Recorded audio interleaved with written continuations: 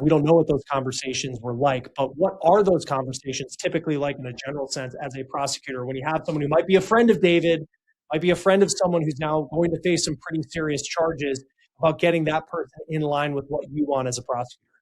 Well, Chris, I sort of cut my teeth on drug trafficking cases, and when you're dealing with any criminal organization, and I'm not saying David's entourage is a criminal organization, but what you want to do is you want to lean on the less culpable people in the organization. Maybe someone was, for instance, giving Celeste Rivas drugs.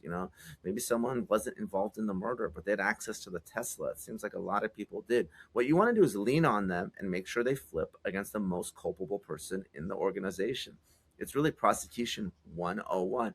And what makes some of these charges strong, let's say you have a conspiracy charge, conspiracy to commit murder, you can really have nothing to do with actual murder. But if you're engaged in overt acts and furtherance of the conspiracy, and let's say it's some larger conspiracy, let's say it's a trafficking conspiracy, well, the next thing you know, you could be substantively on the hook for Celeste Rivas's death, even if you didn't actually kill her. So there's a lot of potential time that other individuals may be facing as co-conspirators, accessories if they're aiding and abetting. And what you want to do is lean on them, make sure to get the information you want, make sure it's truthful, make sure they're going to cooperate. That's what that grand jury is for, testifying before the grand jury. Lock them in so that way when you move forward against the principal, the person that you think is the most liable, the most culpable, seems like it's David here, that you have those witnesses locked in, because otherwise, guess what? They're going to be the next people to be charged and arrested.